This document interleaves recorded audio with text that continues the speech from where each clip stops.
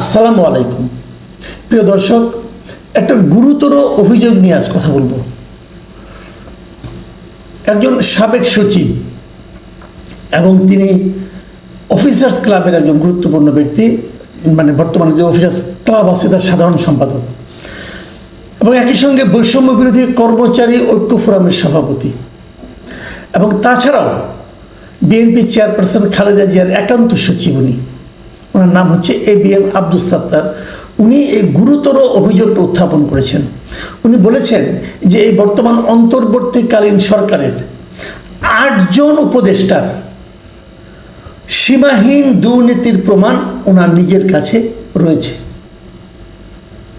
8 জন উপদেষ্টা দুর্নীতি করছেন এবং সেটা সীমাহীন দুর্নীতি, এবং তার তথ্য প্রমাণ এই সাত্তার সাহেবের কাছে আছে। এই ধরনের একটা অভিযোগ করার পর এখন করণীয় কি? দেখুন, এই অভিযোগের কথাটা মিডিয়াতে চলে এসেছে। উনি এটা কালকে বিয়ামের একটা সমাবেশে ছিলেন, সেখানে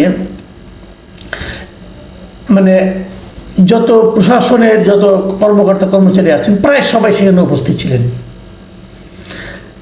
এবং এই অ্যাডমিনিস্ট্রেটিভ সার্ভিস অ্যাসোসিয়েশন তারাই ছিল এটা আয়োজক, এবং সেখানে শীর্ষস্থান থেকে নিম্নস্তর মানে প্রচুর প্রশাসনে যারা আছেন সবাই আছে।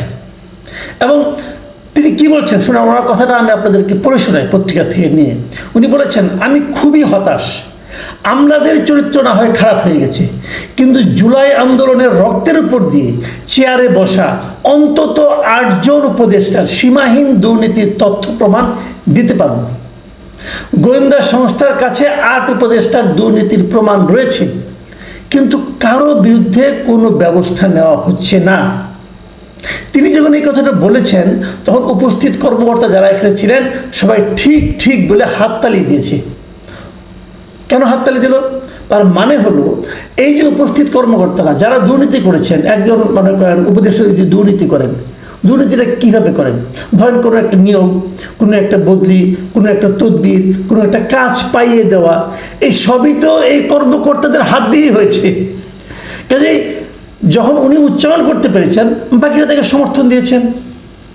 আমি মনে করি, আমার নিজস্ব বিবেচনায় মনে করি ওনার অভিযোগ সত্য, কারণ ওনারা জানেন কাজগুলি কে করেছেন। ওনার ব্যক্তিগত চরিত্র যাই হোক না কেন, সাত্তার সাহেব যে খুব দুধে ধোয়া তুলসী পাতা তা কিন্তু আমি পার্সোনালি মনে করি না।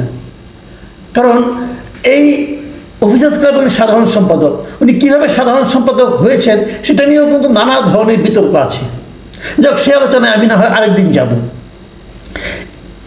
সে যেই হোক না কেন, যদি ওনার কাছে তথ্য প্রমাণ থাকে এবং উপস্থিত সকল কর্মকর্তারা যদি ঠিক ঠিক বলে হাততালি দেয়, আমি ধরে নেব অভিযোগটা ঠিক এবং ওনার কাছে তথ্য প্রমাণ আছে।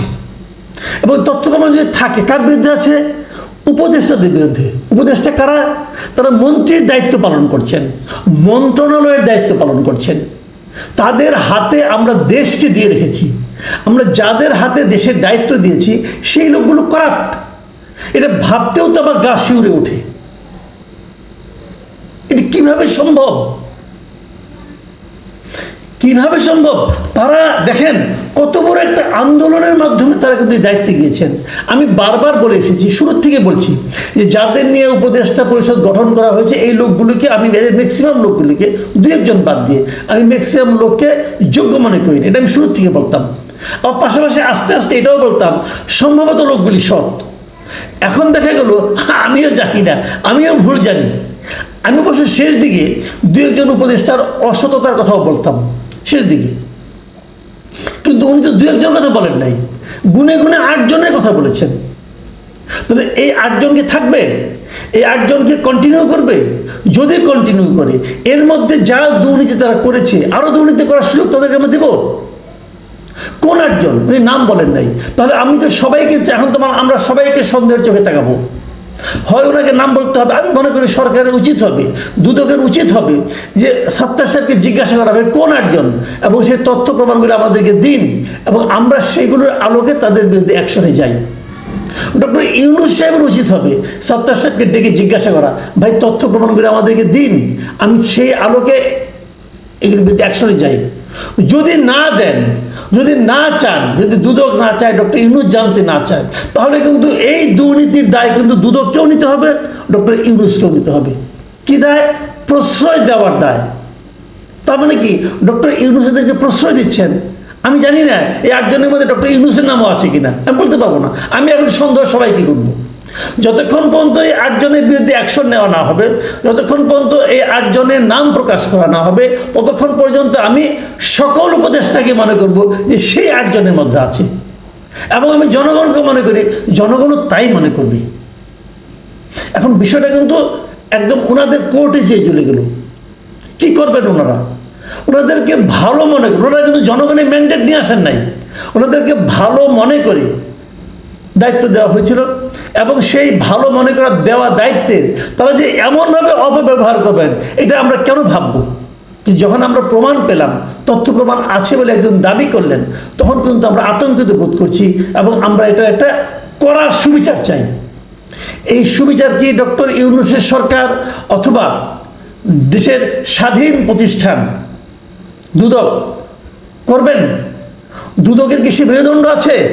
নাকি দুদক খেলে কিছু ল্যাংরা আতুরকে ধরে এনে বাহাদুরি নেবেন? নাকি দুদক সরকারের রাজনৈতিক প্রতিহিংসা চরিতার্থ করার হাতিয়ার হিসেবে ব্যবহৃত হতে থাকবেন? এই জিনিসটা আমরা জানতে চাই। দুদকের স্বতঃপ্রণোদিত হয়ে সত্তার সাহেবের সঙ্গে যোগাযোগ করা উচিত। সত্তার সাহেব আরেকটা অভিযোগ তুলেছেন। তিনি বলেছেন যে ওনার কষ্ট লাগে যখন একজন উপদেষ্টার এপিএস এর অ্যাকাউন্টে 200 কোটি টাকা পাওয়া যায়, কিন্তু তার বিরুদ্ধে কোনো ব্যবস্থা নেওয়া হয় না। উনি এই কথা বলেছেন। উনি আরেকটা প্রশ্ন করেছেন, সেটা কিন্তু দুর্নীতি না, যোগ্যতা নিয়ে প্রশ্ন করেছেন। তিনি প্রশ্ন করেন, কি বলেন শুনেন কি বলেছেন উনি। স্বাস্থ্য মন্ত্রণালয়ের মতো একটি মন্ত্রণালয় নূরজাহান বেগম চালাতে পারেন? স্থানীয় সরকার মন্ত্রণালয় এবং যুব ও ক্রীড়া মন্ত্রণালয়ের মতো দুটি গুরুত্বপূর্ণ মন্ত্রণালয় একজন অনভিজ্ঞ উপদেষ্টা দিয়ে চালানো ঠিক হচ্ছে? দেখুন, এই দুইটা প্রশ্ন কিন্তু আমি শুরু থেকেই করে আসছি।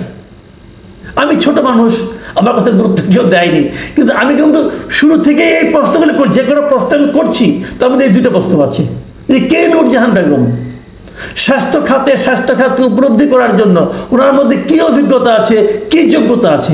তারও চেয়ে বড় কথা, গত 1 বছরে উনি কি দেখাতে পেরেছেন? জিরো।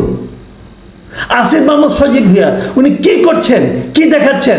উনি কোন বিবেচনায় একজন মেয়র নির্বাচিত করলেন যে ঢাকা উত্তরের জন্য, যার বিরুদ্ধে হিজবুত তাহরীরের সঙ্গে তার সংশ্লিষ্টতার অভিযোগ আছে, তথ্য প্রমাণ পাওয়া গেছে, তাকে উনি নিয়োগ করলেন কোন বিবেচনায়? ওনার কি যোগ্যতার বিবেচনায় উনি এটা করলেন?